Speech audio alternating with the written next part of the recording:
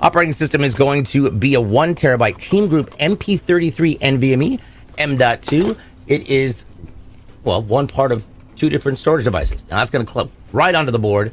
If you're going to be doing this at home, Zach, helpful thoughts.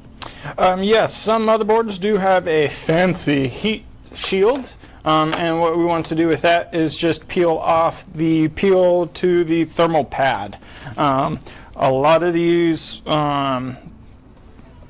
NVMe drives don't get exuberantly hot, but if you do have a nice heat shield on your motherboard, it just makes the aesthetics look pretty and make it all flow even.